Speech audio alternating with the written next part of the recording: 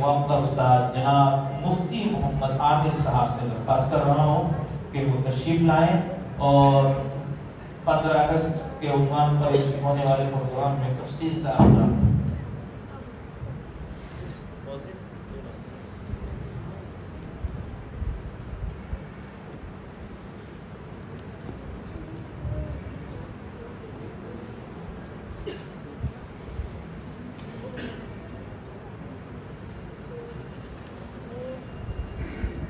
اللہ الرحمن الرحیم نحمدہ ونصلی علی رسولہ الکریم اما بعد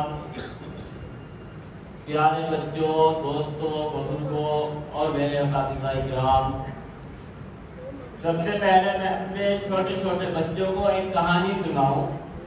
جس ہندوستان میں تم رہتے ہو وہ کیا تھا؟ یہ سرزمین امن و شانتی، محبت اور پیار کا ایک آنگن تھی۔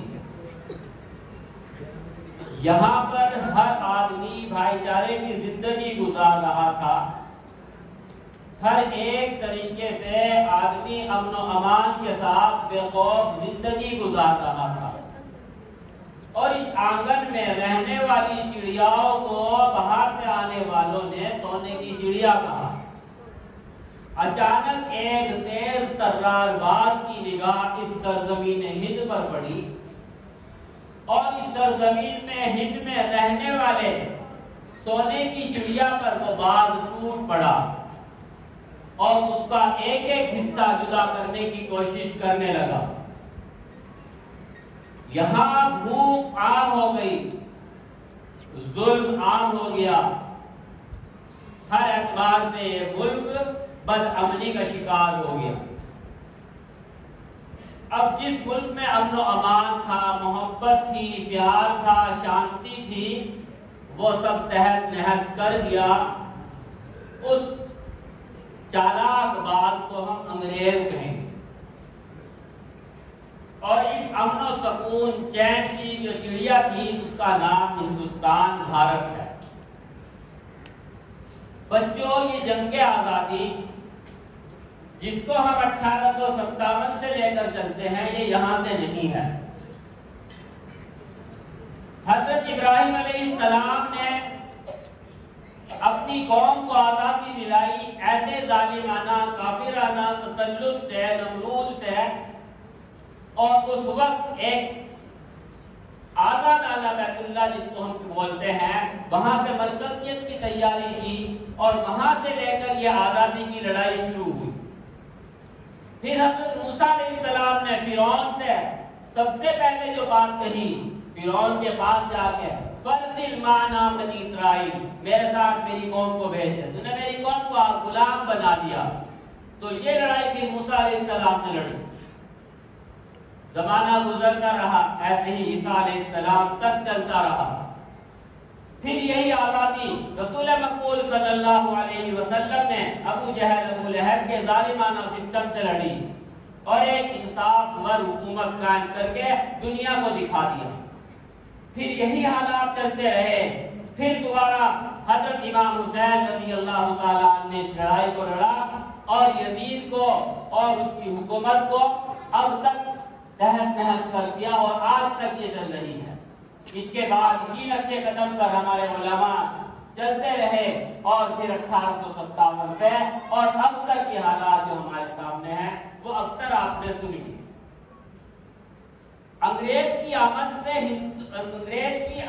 سے پہلے کا ہندوستان، حضرت مدنی رحمت اللہ علیہ نقش حیات میں لکھتے ہیں کہ ہندوستان کیا تھا۔ تعلیمی پہلو پہ جب حضرت نے نگاہ ڈالی تو ایک انگریز کہتا ہے کہ ہندوستان کا 85 سے 90% تک لوگ پڑھے لکھے قابل تھے۔ ہندوستان کی تعلیم پوری دنیا میں سمجھی جاتی تھی، ہندوستانی قوم کو پوری دنیا میں اعزاز و احترام کی نگاہ سے دیکھا جاتا تھا۔ آج ہمیں افسوس ہے کہ ہم نے آزادی کو بھی ہندو مسلمان بنا دیا، کہ ہندوؤں نے کرا، مسلمان نے کرا، ملک تو سب کا تھا، ملک تو سارا غلام ہوا تھا، اس میں سب شریک ہوئے تھے۔ اور یہ حالات، یہ صورت کہاں سے بنی، یہ بھی میں آپ کے سامنے بتا دوں کہ 1906 میں ایک انگریز نے نواب اسماعیل کو کچھ رقم دی کہ بھائی آپ اپنے ملک کی حالت پر غور کرو اور اپنے مسلمان بھائیوں کی مذہب کی فکر کرو، جس کی بنیاد پر مسلم لیگ وجود میں آئی۔ اور اسی طریقے سے ہندوؤں کو بھی اس نے 17 لاکھ روپے اس وقت دیے کہ اپنے مذہب کی آزادی کی فکر کرو۔ اب میرا سوال یہ ہے کہ حضرت نظام الدین اولیاء رحمۃ اللہ علیہ آتے ہیں تو کیا انہیں نہیں پتا ہے کہ مسلمانوں کی فکر کرنی یا نہیں کرنی؟ حضرت صابر کلیانی ہندوستان میں ہے، کیا انہیں نہیں فکر تھی؟ ایک نواب کو یہ فکر ہوئی کہ مسلمانوں کی فکر کرے؟ ایسے ہی اسی طریقے سے یہ حالات چلتے رہے۔ 1926 میں ہندو مہاسبھا کا نام اس وقت سے چلا آ رہا تھا اور یہ نام بدلتے بدلتے آج جو ہے RSS کے نام کے ساتھ منسوب ہو گیا۔ ہر دور میں یہ نام بدلتا رہا، اور جب 1926 میں یہ حالات دیکھے، 1857 سے جو قربانیاں ہمارے اکابر دیتے آئے تھے، ان قربانیوں کو جب شیخ الہند نے جائزہ لیا تو دیکھا کہ مسلم قوم کو ایک ایسا نعرہ دے دیا گیا کہ اب یہ بات آنے والی نہیں ہے، تو انہوں نے اپنی تب سے لے کے 1857 سے لے کر اور 1912-13 تک کی سب قربانیوں کو خود دبا دیا۔ کیوں دبا دیا؟ اس لیے کہ انہیں پتا تھا کہ مسلمان کو ایک ایسا نعرہ دیا گیا ہے جو نعرے سے پیچھے جانے والا نہیں تھا، کہ لا الہ الا اللہ کے نعرے کے ساتھ جو ہے اسے وہ لوگ مسلمان کہتے تھے اور ہمارے بڑے بڑے اکابر کے اوپر طرح طرح کے کیچڑ اچھالتے تھے۔ تو اس وقت آپ دیکھو کہ حضرت شیخ الہند نے ایک نوجوان کو اپنا لیڈر تسلیم کیا۔ اگر مسلم لیگ کے کامیاب ہونے کے بعد شیخ الہند کی پالیسی یہ نہ ہوتی تو اس وقت حالات اور بگڑ گئے ہوتے کہ جیسے ہی مسلم ملک بنا مسلم لیگ کے نام پہ، اسی طریقے سے اسی وقت ہندو راشٹر بھی بن گیا ہوتا۔ شیخ الہند نے دیکھا کہ نگاہ ڈالی لوگوں پر، دیکھا کہ وہ لوگ ابھی کم ہیں، تو آپ نے ایک ہندو لیڈر موہن داس کرم چند گاندھی، مہاتما گاندھی کا خطاب دے کر ان کو اپنا لیڈر مان لیا، اور پھر ملک کو اس وقت سے شیخ الہند کی اس پالیسی نے ملک کو 100 سال تک ہندو راشٹر کے نام سے بننے والے ملک سے روک دیا۔ یہ تھے ہمارے اکابر، یہ تھے ہمارے اکابر کی سوچ۔ اس ملک کو ہندو مسلم کے نام پہ نہیں بانٹنا ہے۔ تو انگریز لکھتا ہے کہ جب ہم نے دیکھا کہ ہندوستان امن اور شانتی ہے، سکون ہے، تو ہمیں لگا کہ ہم یہاں کچھ نہیں کر سکتے، تو ہم نے ایک اصول ہمارے پاس بھیجا گیا انگلینڈ سے، اور وہ تھا ڈیوائڈ اینڈ رول، تقسیم کرو اور حکومت کرو۔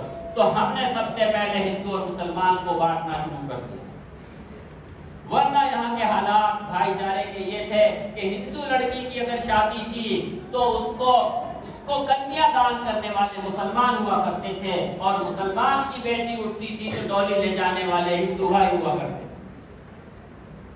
ہمارے ہندوستان میں ان اکابر نے صوفیاء اکرام نے جو محنت کی ہے، آپ کو پتا ہے ہماری خانقاہوں کا کھانا کیا ہوتا تھا؟ مسلمان تو کم تھے۔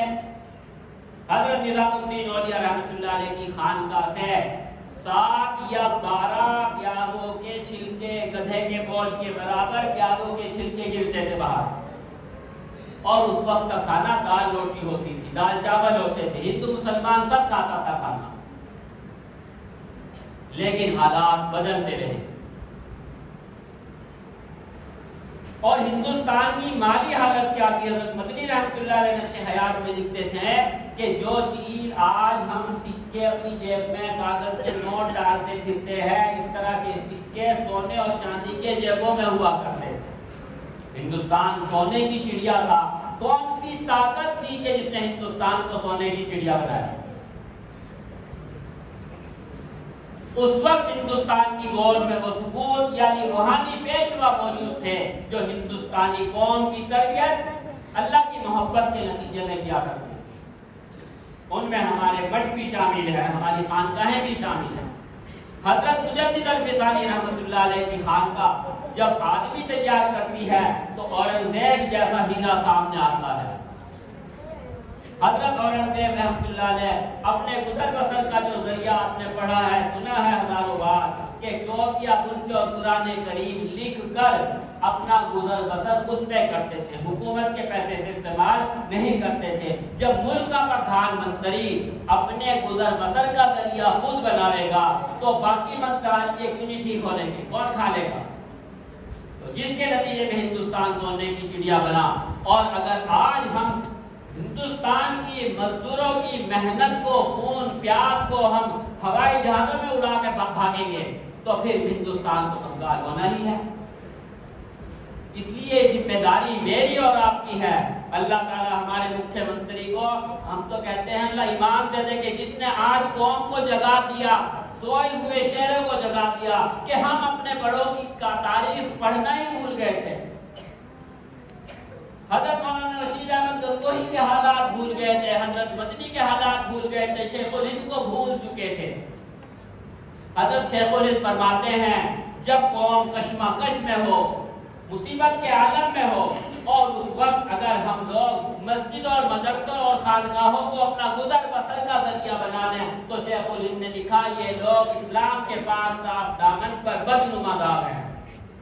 آج اس وقت 1804 میں حضرت شاہ عبدالعزیز محدث دہلوی رحمۃ اللہ علیہ نے جو فتویٰ دیا تھا، اس وقت فتویٰ دینے والا ایک عالم ہی تھا۔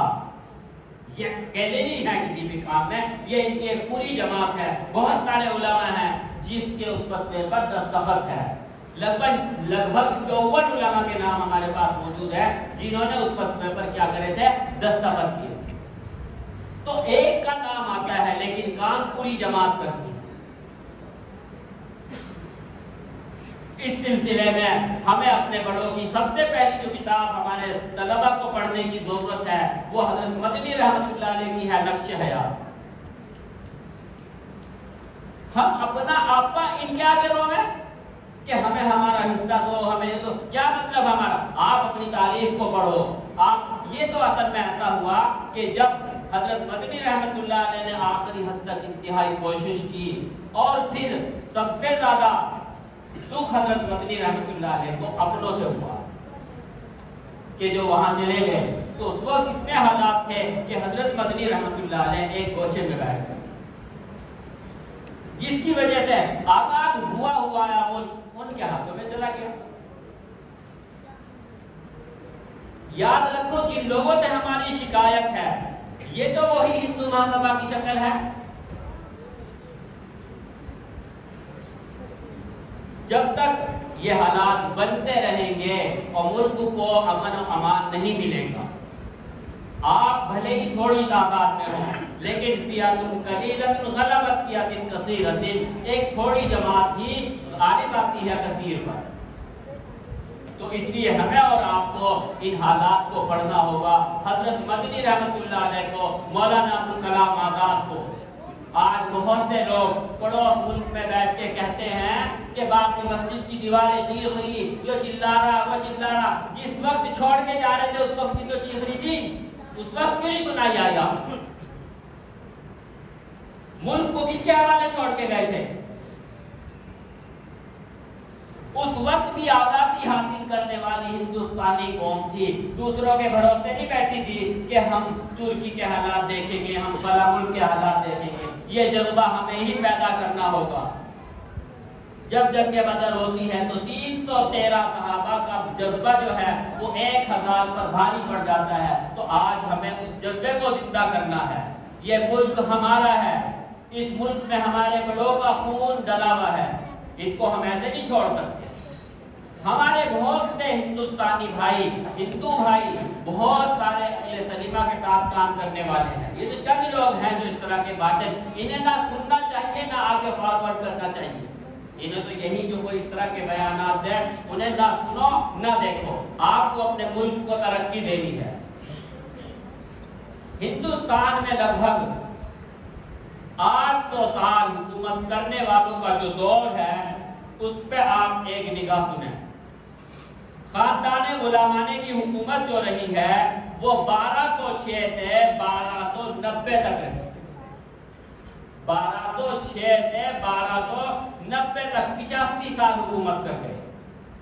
اور کس دور کی بات کر رہا ہوں میں کہ جب 15% آپ تھے اور 85% آپ کے بھائی تھے، اس دور میں انہوں نے حکومت کی۔ اب کوئی کہے کہ ظلم کیا، ستایا، پریشان کیا، تو اتنی ساری تعداد نے کیوں نہیں اکھاڑ کے پھینک دیا؟ ظلم نہیں کیا تھا، محبت اور پیار کا امن دیا تھا، تب یہ حکومت چلی تھی۔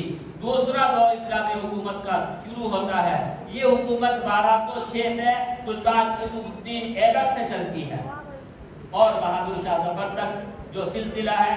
دوسرا دور ہے شاہان خلجی کا، یہ 1290 سے 1321 تک 32 سال ہے، 1290 سے 1321 تک۔ تیسرا دور شروع ہوتا ہے شاہان تغلق کا، یہ 1321 سے لے کر 1414 تک 84 سال ہے۔ اس کے بعد سیدوں کی حکومت آتی ہے 1414 سے 1451 تک، 36 سال کرتے ہیں۔ شاہان لودھی حکومت کرتے ہیں 1451 سے 1526 تک، 75 سال کرتے ہیں۔ اور پھر حکومت شروع ہوتی ہے مغلیہ حکومت، یہ 1526 سے 1857 تک 316 سال کی حکومت ہے۔ اب ان حالات میں ہم کہتے ہیں ملک کو آزادی مل گئی، تو آزاد قوم کے 4 سوال قرآن کریم پیش کرتا ہے۔ ان 4 سوال کو ہم اور آپ ذرا دھیان سے سنیں، کیا ہماری قوم آزاد ہے یا غلام؟ سب سے پہلا سوال یہ ہے، کیا ہم آزاد ہیں یا غلام؟ ہماری گردنیں آزاد ہیں یا ہماری گردنیں ٹیکس اور دوسری چیزوں سے غلامیت کی طرف جاری ہیں ہمارا ملک؟ یہ غور کرنے کی چیز ہے۔ دوسرا سوال یہ ہے، کیا ہمارا نظام عدالت پر مبنی ہے یا ظلم پر؟ یہ عدالتوں میں جا کے دیکھو، چور بے گناہ ثابت ہو جاتا ہے اور بے گناہ چور بنا دیا جاتا ہے۔ ان حالات کو دیکھنے کا تیسرا سوال ہے، کیا ہمارا سیاسی نظام امن کو یقینی کرتا ہے یا بد امنی کو پھیلاتا ہے؟ کیا آپ سکون سے پورے دیش میں گھوم سکتے ہیں؟ میں اپنی بتاؤں، میری بہن بیمار تھی اسپتال میں دہرادون، میں مسجد میں نماز پڑھنے گیا تو راستہ بھٹک گیا۔ میں نے ایک سے پوچھا، بھائی مجھے فلاں اشودا اسپتال میں جانا، تو اس نے کہا جاؤ میرے پیچھے بیٹھ جاؤ۔ تو یقین مانو میں اس کے پیچھے بیٹھا ہوا ڈر رہا تھا، میں نے پتہ نہیں کہاں جا گیا۔ اس نے کہا نہیں کوئی نہیں، میں پہنچا دوں گا۔ جب وہ ایک گلی تھی میں کو لے کے بڑا، میں نے کہا تو چلتے گا بڑھیا۔ میں نے کہا تو جا کہاں رہا؟ آج میں مسلمان ہی ہوں۔ میں نے کہا اچھا۔ تو یہ حال بد امنی کا جو حال ہے، بے ہیڈ سے ہمارے تو گندے بڑے ایک ایکسیڈنٹ ہوا بیچارے کا، ایک بچے کا 25-26 سال کا، وہ گرا، ہم نے اس کی موٹر سائیکل اٹھائی، اٹھا کے اسے جو پکڑ رہا، ہم نے کہا بھائی کہاں جاؤ گا؟ کہ جرائے جاؤں گا۔ میں نے کہا میرے ساتھ بچہ ساتھ رہا، میں نے کہا رات کو اسے لے کے چلنا، آہستہ آہستہ اپنی موٹر سائیکل لے کے آؤں گا۔ تو وہ ڈر رہا، بہت خوف کر رہا۔ ابھی میں تو ہندو ہوں، میں نے کہا بھائی ہندو مسلمان سارے اکٹھے رہتے ایک جا کے۔ تو یہ بد امنی اتنی عام ہو گئی کہ سکون نہیں رہا، ہر آدمی خوف و ہراس میں ہے۔ یہ ذمہ داری علماء کی ہے۔ تیسرا سوال کہ یہاں امن و امان ہے یا نہیں ہے؟ کیا ہمارا نظام معاشی جو ہے مطمئن ہے؟ ہم معاشی نظام سے مطمئن ہیں؟ کیا یہاں پر ہمیں سکون کے ساتھ سستا سامان ملتا ہے یا ہم مہنگائی کے بول چلے دبے جا رہے ہیں؟ یہ چیزیں ہیں ہمارے پاس۔ تو قرآن کریم نے ان 4 سوال کا جواب دیا ہے۔ قرآن کریم ان 4 سوال کا جواب دیتا ہے۔ سب سے پہلے موسیٰ علیہ السلام کے بارے میں، جب موسیٰ علیہ السلام فرعون کے پاس پہنچے تو سب سے پہلی دعوت فرعون کے پاس اپنی قوم کو کہا فَرْسِلْ مَعَنَا بَنِي اسرائیل، میرے ساتھ بنی اسرائیل کو بھیجتے ہیں۔ کیونکہ جب تک کوئی قوم غلام ہوتی ہے اس کے ایمان کا بھی اعتبار بھی ہوتا۔ کتنی دفعہ فرعون نے دھمکایا اور قوم بدل گئی۔ حضرت شیخ الہند جب پہلی مرتبہ شاہ الرحیم صاحب سے ملاقات کرنے آئے تو حضرت شیخ الہند شاہ الرحیم صاحب تو خانقاہ میں بیٹھے تھے، لوگوں کو ذکر و اذکار بتا رہے تھے، تذکیہ قلب میں مشغول تھے۔ لیکن شیخ الہند نے آ کے کہا کہ حضرت جب تک قوم آزاد نہیں ہوتی تب تک اس کے ایمان کا بھی اعتبار نہیں ہوتا۔ تو پہلی ذمہ داری ہماری یہ ہے کہ ہم کیا کرتے ہیں؟ قوم کی آزادی کی جدوجہد کرتے ہیں۔ اس وقت سے شاہ الرحیم صاحب رحمۃ اللہ علیہ قوم کی آزادی کی فکر میں رہتے۔ ان علماء کو کو जो जो परेशानियां मुसीबतें अभी आपके सामने बताई गई, कारी साहब ने भी बताया उसने अपने कि कैसी कैसी, उस बच्चे ने भी काफ़ी अच्छी मालूमात रखता है, वो उसने भी बहुत अच्छी बताई। लेकिन शेखुल हिंद को जिस कैद खाने में रखा गया था, उस कैद खाने के चारों तरफ लोहे के सरिये थे, न शेखुल हिंद इधर टेक लगा सकते थे, न उधर टेक लगा सकते थे, न बैठ सकते थे। कैसी कैसी मुसीबतें झेल कर इन लोगों ने उस वक्त जब शेखुल हिंद अलैहिर्रहमा माल्टा चले गए, हजरत शाह अब्दुल रहीम साहब बीमार पड़ गए, देवबंद तक न जाना हुआ। हजरत शेखुल हिंद की अहलिया का खत आया कि जी बहुत परेशानी है, कोई सामान लाने वाला भी नहीं। तो हजरत शेख अब्दुल रहीम साहब रहमतुल्लाह अलैह उस दौर में देवबंद पहुंचते हैं, और देवबंद पहुंचने के बाद खादिम ने कहा कि जो सबसे पहला घोड़ा हो, वो घोड़ा बुकी हो, उस पर बैठ के शेखुल हिंद के दरवाजे पे चलो, और ऐसा रास्ता इख्तियार करना जो पीछे पीछे से वहां निकल जाए। अब असातिज़ा दारुल देवबंद हज़रत शेखुल हिंद के इस्तकबाल के लिए पहुंचते हैं स्टेशन पर, तो वहां जाकर देखते हैं शाह अब्दुल रहीम साहब है नहीं, अंदाजा लगा लिया कि शेखुल हिंद के यहाँ चले गए। हज़रत शाह अब्दुल रहीम साहब जब शेखुल हिंद के यहाँ पहुंचते हैं तो बैठक का ये हाल था कि बैठक में चाले थे, गर्द था, सब अपने हाथ से साफ किया और उसके बाद वहां बैठ गए। अब जिम्मेदारों को पता चला कि शेखुल हज़रत शाह अब्दुल रहीम साहब हज़रत शेखुल हिंद के यहाँ बैठे हैं, तो वहां बुलाने चले गए कि जी हज़रत शूरा भी है। हज़रत ने फरमाया शूरा शाह ही हो जाए भाई, हम नहीं बैठे, थक रहे हैं। उस वक्त से शेखुल हिंद के यहाँ तमाम असातिज़ा का आना जाना हुआ, तलबा पहुंचे, और उस वक्त जो खौफ उनके ऊपर अंग्रेज की तरफ से मुसल्लत कर दिया गया था शेखुल हिंद रहमतुल्लाह अलैह के घराने वालों पर और दारुल वालों पर, हज़रत शाह अब्दुल रहीम साहब एक खानका से निकल के खानका के गुजरे थे और उस खौफ और डर को निकालने के लिए वहां पहुंचते और वहां क़याम करते हैं। तो इसलिए हमारी जिम्मेदारी है कि हमें इस वक्त क्या करना है। हमें अपने बड़ों के हालात को बहुत मेहनत से पढ़ने हैं, बहुत जद्दोजहद के साथ पढ़ने हैं। कुरान एक आकार हुकूमत का जो नक्शा पेश करता है, उसको सूरह हदीद की आखिरी रुकू की आखिरी आयत में बयान करते हैं, वलक़द अरसलना से लेकर लियक़ूमन नास बिल क़िस्त, कि अंबिया अलैहिस्सलाम जिस मिशन, जिस नजरिए, जिस हुकूमत को पेश करते हैं, वो लियक़ूमन नास बिल क़िस्त, लोगों के दरमियान इंसाफ कायम करते हैं। मुसलमानों के दरमियान नहीं कहा, इंसानों के दरमियान। ये जिम्मेदारी अंबिया के मिशन के वारिस आप लोग हैं। उस मिशन को पूरा जो करेंगे वो आप करेंगे। अगर एक हक नाहक अगर नहीं आता है तो हम हक का साथ देंगे, भले ही वो हिंदू। मिशकातुल आसार की रिवायत है, रसूलुल्लाह सल्लल्लाहु अलैहि वसल्लम ने फरमाया कि जो आदमी किसी गैर मुस्लिम को सताएगा नाजायज तरीके से, तो कल क़यामत के दिन मैं उसके साथ मिलूंगा, तुम्हारे साथ नहीं मिलूंगा। तो अल्लाह का रसूल जुल्म को पसंद नहीं करता। ये हालात हैं, आए हैं चले जाके, छट जाके। ये हालात भी हमारी वजह से आए कि हमने अपने बड़ों की मेहनत और जद्दोजहद को सिर्फ चंद किताबों का नाम दे के मदरसे में उनको पढ़ने पढ़ाने से हम फारिग हो गए। हमें तारीफ पढ़नी चाहिए। हज़रत सैयद मोहम्मद मियां साहब ने उलमा हिंद का शानदार माजी क्या चीज लिखी है, उसे पढ़ के देखो। जब हालात हमारे सामने आएंगे इंशाअल्लाह हमारे अंदर एक जज्बा पैदा होगा। इस बात को जहन से निकाल दो, मायूसी कोई हल नहीं है। आप अल्लाह का फजल, अल्लाह का इनाम आया है कि हम लोग, हमारे आने वाले नस्लें इंशाअल्लाह इसी तरीके से प्रोग्रामों में शरीक रहेंगी और अपने बड़ों का नाम हर साल सुनती रहेंगी, तो उसकी वजह से अमन व अमान आएगा और हम इन हालात से आगाही हासिल करते रहेंगे। इसके लिए हमें अपने बड़ों से राब्ता करना होगा और उनके बताए हुए नक्शे कदम पर चलना होगा। आज हालात हैं, इंशाअल्लाह आए तो कल को चले नहीं जा। तो जो उनकी हुकूमत अल्लाह ताला चाहते हैं उसके बारे में मैंने जो बताया है आपको, उस पर गौर करें कि वहाँ खौफ नहीं होता, उस बस्ती में भूख और खौफ नहीं होता।